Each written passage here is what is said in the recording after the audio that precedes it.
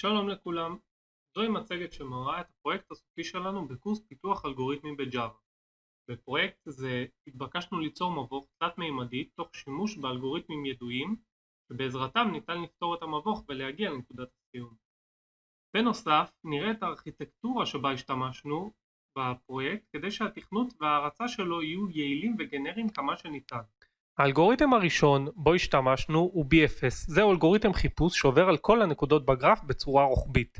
האלגוריתם השני שהשתמשנו בו הוא DFS, שהוא גם אלגוריתם חיפוש שעובר על כל הנקודות בגרף, אבל הוא עושה זאת בצורה שהוא נכנס לעומק ולא לרוחב.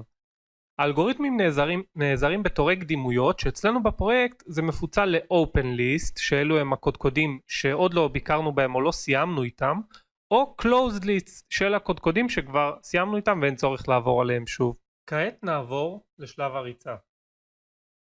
נריץ את התוכנית, מהרן כמובן. זה החלון שנפתח לנו. אנחנו נקרא לשם הזה אדם בן, לדוגמה. כאן אנחנו בודקים, רוצים לשים כמה floors יש לנו, כמה rows יש לנו, כמה columns יש, כל אחד אפשר לשחק עם זה, לעלות, להוריד במידת הצורך. אלה האלגוריתמים שאיתם אנחנו בונים בעצם את המבוך שלנו, או growing tree או simple maze, ואלה האלגוריתמים שאיתם אנחנו פותרים בעצם את המבוך. אחרי שהוא יוצר לנו, פותרים את המבוך מהנקודת פתיחה לנקודת סיום. אוקיי, אז בוא נגיד החלטנו BFS 575, בוא נריץ את זה, יוצא לנו maze Adam and Ben is ready, זה אלאדין כרגע אנחנו עכשיו לוחצים על החיצים, זזים איתו, אין עם זה בעיה. page up אנחנו עולים למעלה, הנה המנורה שלנו שאליה אנחנו בעצם צריכים להגיע, עוד פעם page up, הולכים, page down, יש לנו את החיצים לאיפה אפשר ללכת, והגענו למנורה. במידה ונרצה מסלול קצת יותר מסובך, נתחיל אותו מחדש, כמובן שאם אני עושה exit, כל הטרדים נסגרים, הכל יוצא בצורה מסודרת. נריץ את זה שוב.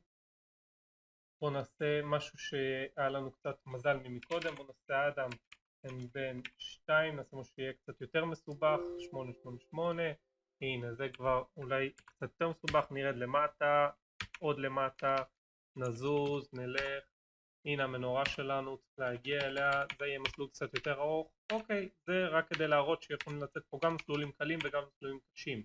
עכשיו במידה ואנחנו רוצים שהאלגוריתם יפתור לנו את המבוך, אנחנו פשוט נלחץ פה על solve באמצעות BFS או DFS, לא משנה איך, נלחץ על solve, ותראו את אלאדין הולך לבד, כולו לבד, הולך לכיוון המנורה במסלול הקצר ביותר של האלגוריתם שבחרנו. עוד מעט הוא הגיע, הנה, והוא הגיע, יש את התמונה, הגענו למנורה. אז זהו, ככה פועל כל המבוך בעצם. יש פה אופציה של שמירה של המבוך, טעינה של המבוך, אנחנו ננסה את זה עכשיו. בואו נעשה שמירה, קופצת הודעה, maze Adam and Ben was successfully in file, בואו נעשה exit, נריץ את זה עוד פעם. עכשיו כרגע נעשה load, קודם עושים save, עכשיו נעשה load, וכעת נעשה כמובן load. הנה באים, עושים load, רואים יש פה Adam and Ben 2, maze Adam and Ben was loaded successfully, וזה הכל. זה אנחנו יכולים לעשות solve, אבל במידה ונעשה solve תקפוץ ההודעה solution is ready and already existed, ככה שהוא משתמש באותו פתרון שכבר היה. במידה והיה הוא משתמש באותו אחד, ככה שאין פה בזבוז של חישוב מחדש ודברים בסגנון הזה, אין שום בזבוז, הכל כבר יש, הכל אם במידה וקיים, זה אותו פתרון של אותם מעברים. וזהו, זה לגבי הריצה של האלגוריתם. וכעת נעבור על החלק של הקוד עצמו. נצא מהחלון, זה הקוד עצמו. נתחיל מ-View. View זה הכי קל להבנה. יש שם את Basic Window, פה זה Basic Window. הוא מהווה בעצם את התשתית לחלון שמוצג, ובנוסף אחראי על לקבל את האירועים שנוצרים על ידי המשתמש או על ידי המערכת ההפעלה. זאת הפונקציה בדיוק זאת שאחראית על לנהל את האירועים.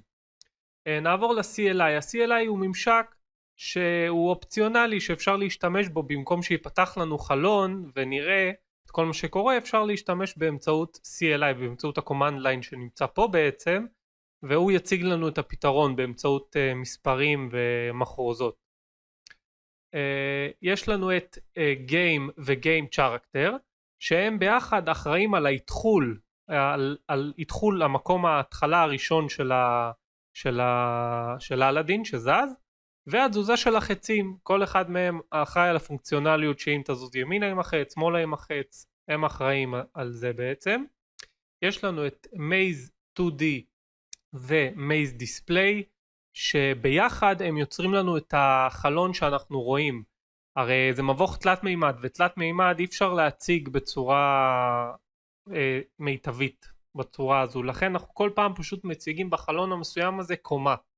כל פעם אנחנו מציגים קומה מתוך המבוך התלת מימדי, וזה בדיוק בגלל זה קוראים לזה Maze 2D, כי זה כל פעם מציג לנו שכבה אחת שהיא בעצם מבוך דו מימדי בתוך המבוך התלת מימדי.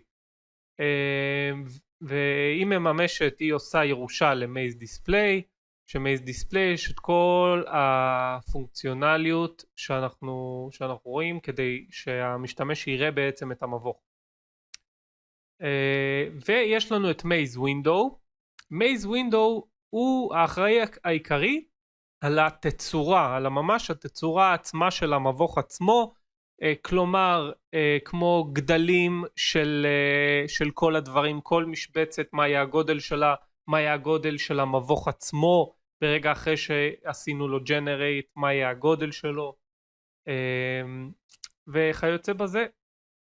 הוא גם אחראי על כל תבנית, איפה תהיה ממוקמת כל תבנית, מה יהיה הגודל של כל תבנית, מה האפשרויות בחירה שלנו, אם זה חץ שנפתח מלמטה למעלה, האם זה בחירה של ללחוץ ואז יש עיגול שהוא מחליט איפה אנחנו שמים, דברים בסגנון הזה. ויש את MyView שהוא בעצם אחראי על לשלוח נוטיפיקציה לפרזנטר שלנו. זה לגבי ה-view שלנו. כעת נעבור לפרזנטר. הפרזנטר הוא בעצם אחראי על כל התקשורת שעוברת בפרויקט. זה הפרזנטר, הוא אחראי על כל התקשורת שעוברת בפרויקט. כל הנוטיפיקציות מה-view נותן נוטיפיקציה לפרזנטר, הפרזנטר רואה שצריך לעשות איזשהו חישוב מסוים, הוא נותן את זה למודל. המודל אחראי על כל החישובים. יש פה לנו את כל הפונקציונליות פה שלפי הפרזנטר יכול לדעת אם ה-view הוא זה שנתן לו נוטיפיקציה או בעצם האם המודל נתן לו נוטיפיקציה. לפי כל אחד אנחנו מבצעים את הפקודה המתאימה באמצעות Commands Manager שיש שם את כל הפקודות שצריך לעשות. כעת נעבור למודל. המודל שלנו כמו שנאמר הוא זה שעושה את החישובים.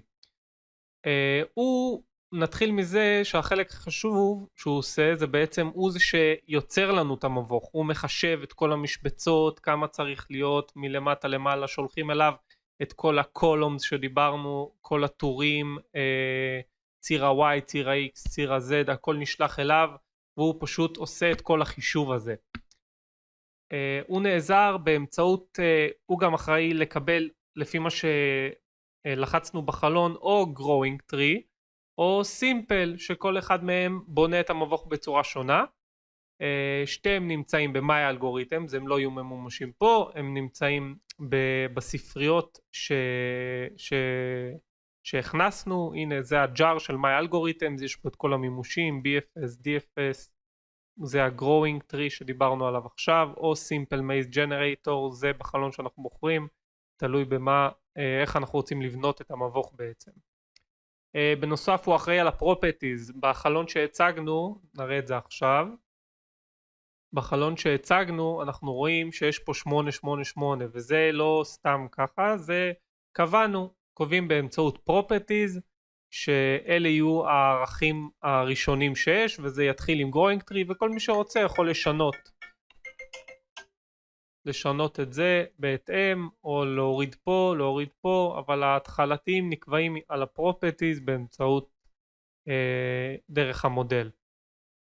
וזהו, זה היה הסיכום של הפרויקט שלנו שבנינו, תודה לכם על ההקשבה.